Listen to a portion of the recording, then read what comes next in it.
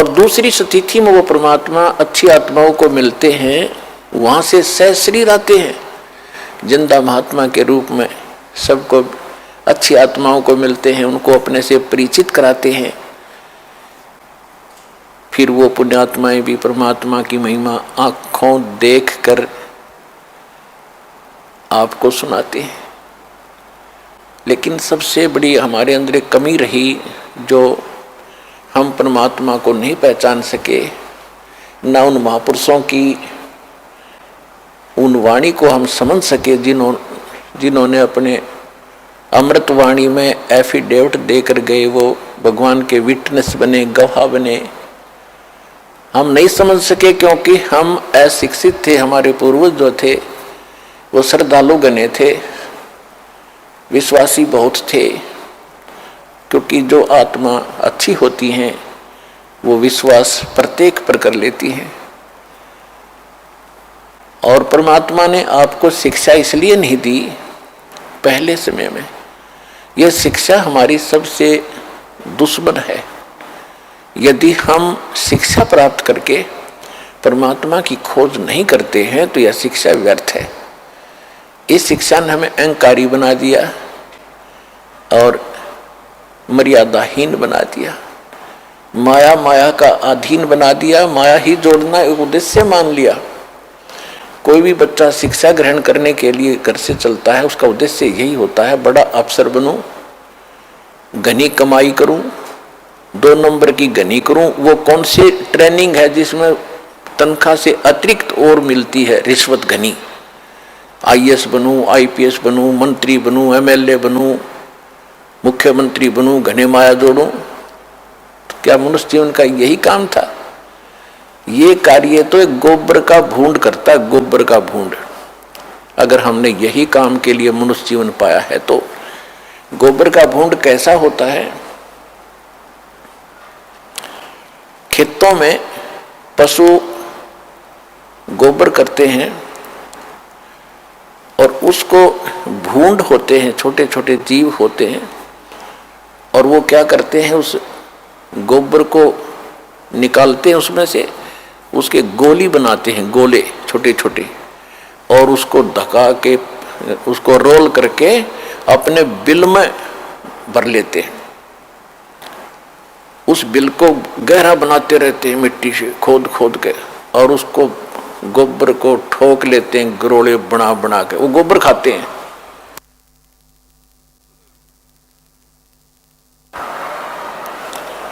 तो वो व्यक्ति, वो प्राणी वही होते हैं जो मनुष्य जीवन में माया जोड़ जोड़ जोड़ जोड़ कर बैंक भर ले, कोठी बना दे, बंगले बना ले। फिर वो क्या करते हैं, वो हमने देखा कई बार। हम क्योंकि दास का जन्म किसान परिवार में हुआ, खेतों में जाना पड़ता था, पाली भी गए कई बार पशुओं को साथ के साथ। तो वो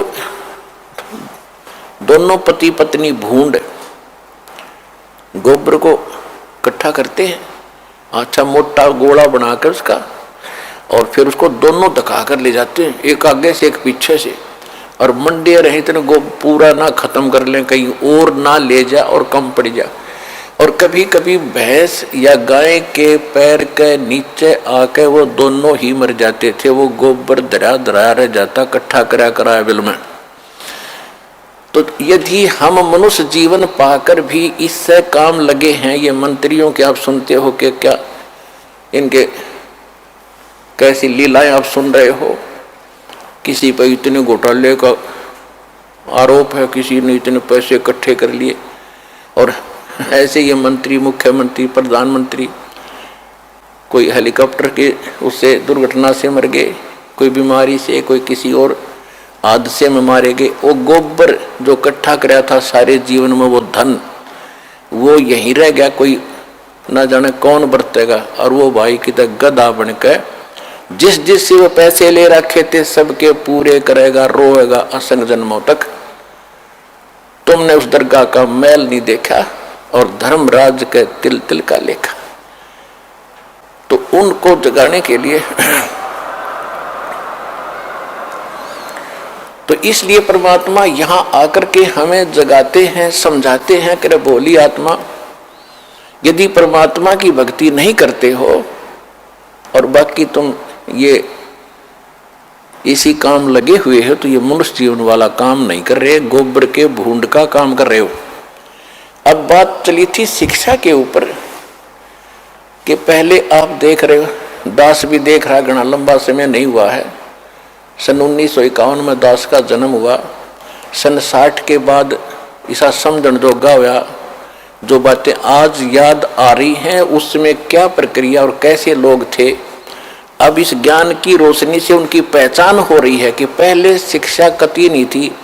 पिता पढ़े नहीं, चाचा पढ़ा नहीं, ताऊ पढ़ा नहीं, कोई कुंबा और पढ़ा नहीं। पहले का हमारे से पढ़ाई शुरू हुई थी, उसमें बहनों की बेटियों की पढ़ाई नहीं कराते थे, तो उसमें कितनी शांति थी, कितना एक आचरण अच्छा था, कितना प्यार था, और कैसा एक दूसरे की शर्म लिहाज होती थी। बड़ा व्यक्ति चाहे किसी भी दूसरे गांव के दूसरे कोने का भी क्यों ना होता, अगर बच्चे थोड़ी बहुत शरारत कर रहे होते तो उसको देखते ही बंद हो जाते, भाई ताऊ आ गया।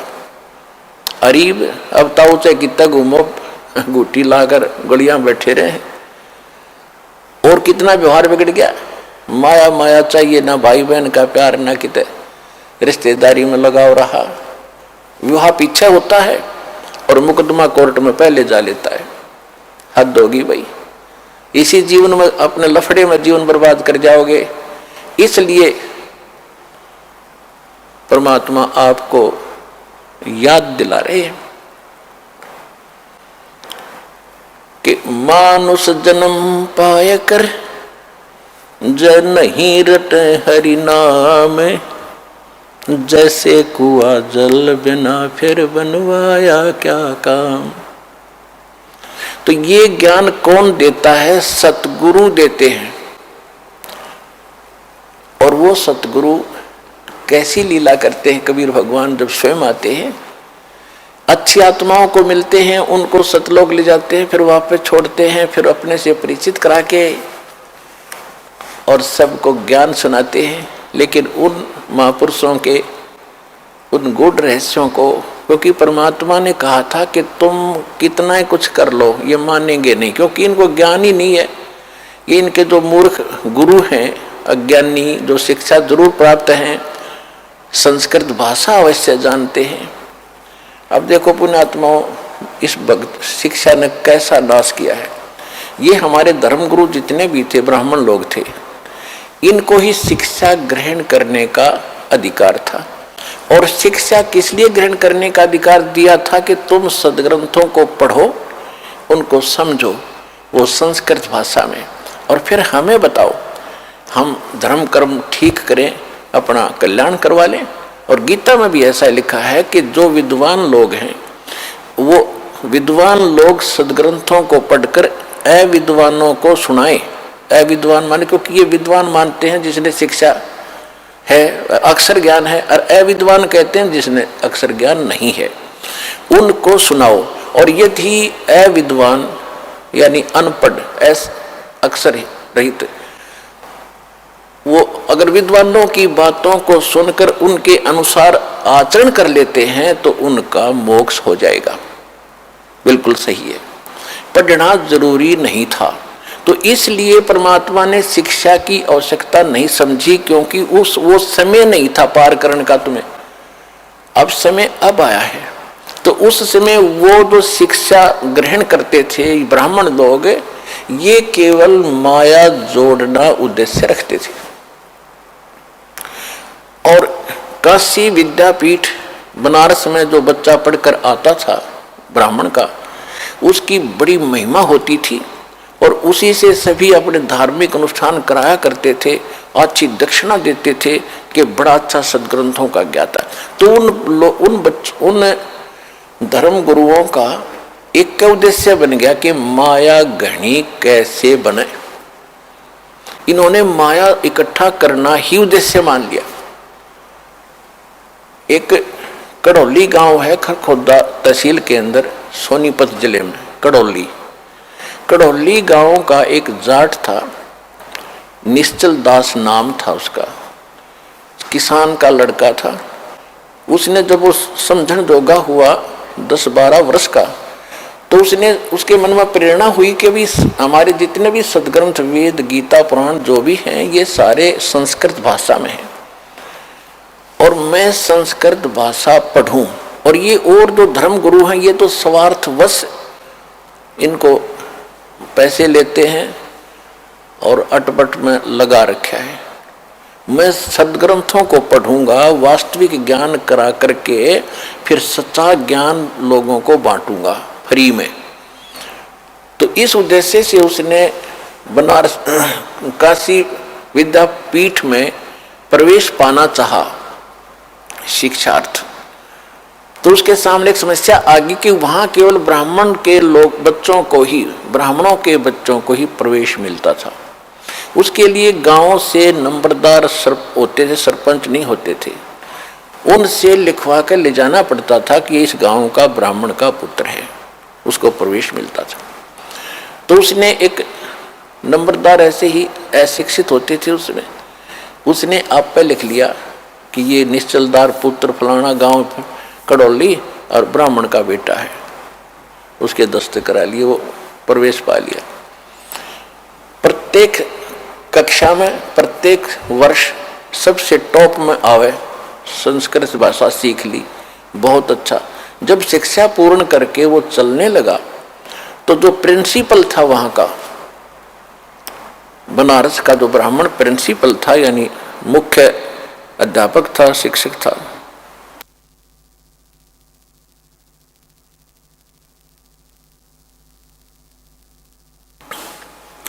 उसकी एक कन्या विवाह के योग्य थी, युवती थी। उसने क्या सोचा कि इतना इंटेलिजेंट बालक है, इसने संस्कृत बहुत अच्छा सीखा है, ग्रंथों को भी खूब अच्छा पढ़ा है और ये जहाँ भी जाएगा इसकी वाह वाह हो जाएगी और तेरी बेटी सुखी रहेगी, यू घना धन इकट्ठा करेगा। इसलिए उसने मन बना लिया कि इस बच्चे से अपनी बेटी को ब्याह दूं, विवाह कर दूं। जब वो निश्चल दास गया उसके पास, प्राचार्य के पास, प्रिंसिपल के पास कि हे गुरुदेव, आपकी कृपा से आपका बच्चा अपनी शिक्षा पूर्ण करके अब सेवार्थ जा रहा है, मुझे आशीर्वाद दो, मैं सफल हूं जिस उद्देश्य को लेकर आया हूं। तो उसने कहा कि बेटा फिर गुरु को कुछ दक्षिणा भी देते हैं, दक्षिणा दे। दक्षिणा लो जी, मेरे पास क्या है, मैं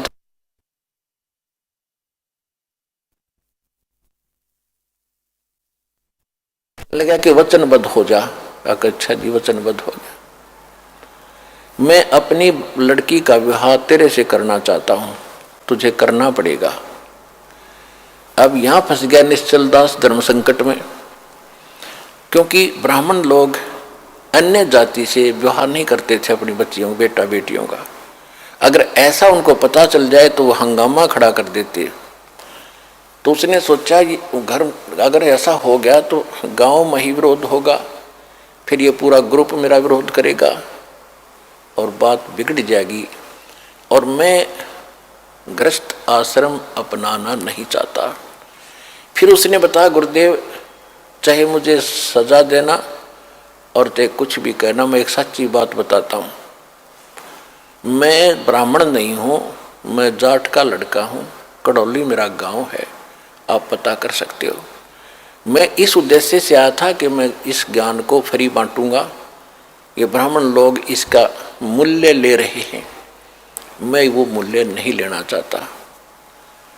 तो इतना गुस्सा कर गया वो ब्राह्मण प्रिंसिपल, कहने लगा तो दुष्ट, तूने धर्म भ्रष्ट कर दिया, ये कर दिया, तेरी हिम्मत कैसे बन गई यहाँ धोखा दे के हमारा ज्ञान चुरा लिया। अब वेद और गीता को तो ये रजिस्ट्री करा रहे थे, अपना नाम बै करा रखी थी नकलियों ने। उस लड़के को कहा कि प्रतिज्ञा कर रखी है तूने?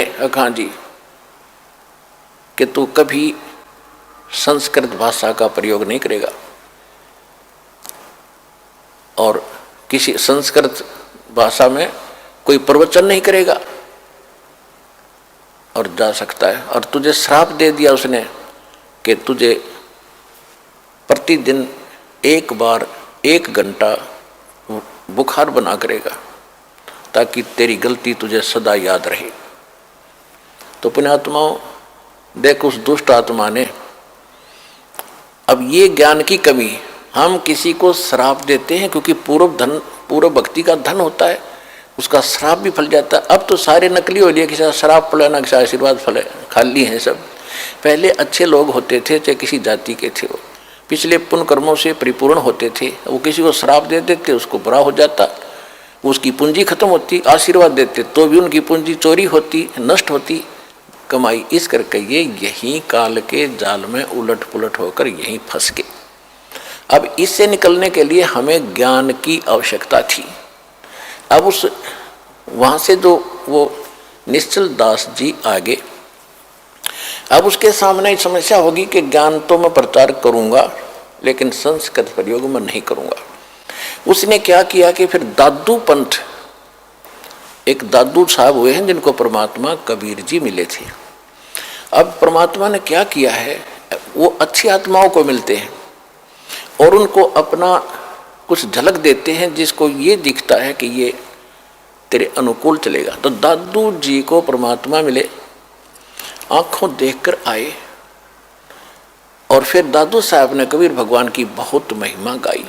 लेकिन दादू जी को परमात्मा ने पूर्ण ज्ञान नहीं दिया। इसलिए नहीं दिया कि उस पंथ के लोग भी आज फिर वही गीत गा रहे होते जो आज हमने बताना था। लेकिन ये जरूर पक्का करवा दिया कि जो काशी में जो धाणक थे वो परमात्मा है, जो बनारस में आए हुए थे वो मेरे सतगुरु वही है। जिन मुझको निज नाम दिया सोए सतगुरु हमारे, दादू दूसरा कोई नहीं ये कबीर सिरजनहारे। उन्होंने एफिडेविट दे दिए, विटनेस बन गए कबीर भगवान के। लेकिन आगे चल के उस पंथ में कबीर साहब का नामो निशान नहीं है। दादू पंथ में दादू जी को पूर्ण परमात्मा, दादू जी का कोई जन्म नहीं हुआ, अपने आप प्रकट हुए। इस तरह वहाँ मिले थे, फलान हो गया था, उसकी माँ को आशीर्वाद दे दिया था एक संत ने। तो इस तरह करके वो दादू जी को ही खुदा बनाए बैठे हैं, वो कुछ भी बनाए रहो। फिर निश्चल दास जी ने वहाँ दीक्षा ली, दीक्षा लेकर के फिर संत वाणी में एक निश्चल ग्रंथ बनाया। लेकिन निश्चल दास के पास भी वो ज्ञान नहीं था, वेदों के ही अटपट कर रखी है उसने। जैसा वेद गीता उसने समझा संस्कृत में, उन्हीं को फिर संत वाणी में लिख रखा है, उसमें कुछ भी नहीं। मैंने उसको खूब पढ़ा और देखा। तो कहने का भाव ये है कि पहले ये जो शिक्षा थी ये एक वर्ग के बांध रखी थी और अन्य अशिक्षित थे। परमात्मा ने इसलिए इस बुराई को अन्य समाज में नहीं जाने दे दिया कि ये कत्ती घर के रहेंगे ना घाट के। आज ब्राह्मणों को देख लो, जो भी पंडिताई करता उसका सर्वनाश हो रहा है। जो भी ब्राह्मणपना करता लास्ट में ब्राह्मणी होगी इसकी, ये हमने खूब देखा हुआ। ब्राह्मण मतलब ये नहीं कोई जाति कास्ट ब्राह्मण नहीं है, क्योंकि हमने ज्ञान से उठना ऊपर। इन संसारिक जो बंधन हैं, सीमाएं हैं, ये ज्ञान से अपने आप टूट जाएंगी। मेरे पूज्य गुरुदेव जी स्वामी राम देवानंद जी, ये इसी हरियाणा के रहने वाले, दादरी के पास एक 55 गांव है, इधर राजेश कहाँ है, राजवीर, सारे बार जाते हैं। और कौन है अब, आज इधर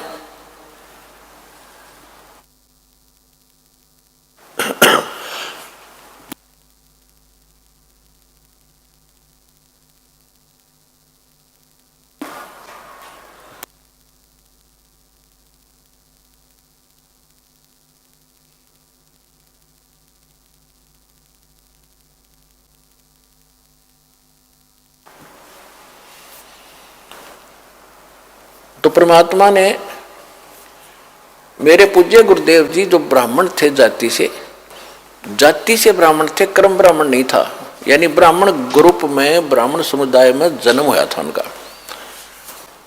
और वो अपना खेती थी, किसानी करते थे उनके माता पिता। और उनके भी जमीन थी 5-4 किले एकड़ जमीन, उनके हिस्से में। उसके पिताजी के पास तो काफ़ी ज़मीन थी, तो खुद पाली जाते थे, तो वो ब्राह्मण थे जाति के। जब उनको ज्ञान हुआ, हमारे पूज्य दादा गुरुजी उनको मिले, और मेरे दादा गुरुजी यानी मेरे गुरुजी के जो गुरुजी थे वो छावला गांव है दिल्ली में, नजफगढ़ के पास। उस छावला गांव के वो जाट थे, और उन्होंने फिर काशी विद्यापीठ में, उसके बाद फिर ये हल्की हो गई थी, मतलब जैसे हमारे गुरुजी जो थे, हमारे दादा गुरुजी जाट थे, और हमारे दादा गुरुजी के जो गुरुजी थे वो भी ब्राह्मण थे। और वो काशी विद्यापीठ वो पढ़ नहीं सके, उसने उन बच्चे को अपना गोद लेकर यानी अपना शिष्य बना कर सर्टिफिकेट बना के भेजा कि काशी विद्यापीठ में पढ़ का। तो हमारे दादा गुरुजी थे वो काशी विद्यापीठ में 4 विषय के आचार्य बन गए। और उसके बाद फिर मेरे दादा गुरुजी को पंडित चिदानंद नाम था उनका, चिदानंद जी महाराज, उनको पंडित चिदानंद जी कहा जाने लगा, क्योंकि वो 4 विषय में के आचार्य बन गए, 4 विषय के, 4 सब्जेक्ट के। और उनका एक गांव है, उनका गांव गोपालपुर, तहसील खरखोदा, जिला सोनीपत। गांव गोपालपुर में एक आश्रम है छोटा सा, उस पे लिखा हुआ है पंडित चिदानंद आश्रम गोपालपुर। दास उसको देख कर आया है। तो कहने का भाव यह है कि हमारे दादा गुरुजी जाट होते हुए पंडित कहलाए, और मेरे पूज्य गुरुदेव जी ब्राह्मण होते हुए वो ब्राह्मण नहीं, एक संत कहलाए, स्वामी संत। तो ये जाति कर्म से है, अपनी जन्म जात से नहीं होती।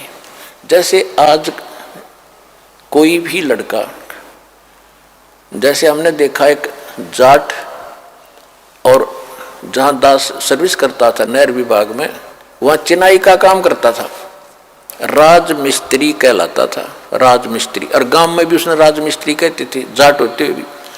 तो इसी प्रकार एक ब्राह्मण का लड़का दिल्ली में नाई की दुकान खोल रहा है, बार्बर, तो उसको राजेश बार्बर कहते हैं, जबकि वो पंडित है वर्ण से, लेकिन कर्म से वो बार्बर नाई कहलाता है। तो इसी प्रकार हमारी ये जातियां बनती चलेगी, ग्रुप बन गए। फिर क्योंकि पहले व्यवसाय परंपरागत होते थे, और उसी परंपरा में विवाह होना इसलिए कंपलसरी था, क्योंकि जैसे जाट की लड़की और कुम्हार का बैदी, तो जाट का व्यवसाय कुछ और है और कुम्हार का कुछ और, जाते सारे बर्तन फोड़ेगी। और कुम्हार की लड़की कुम्हार के ब्याही जा, तो उसको पहले ट्रेनिंग होती है उस काम की, वो ठीक जाते ही रलमिल हो जाती थी।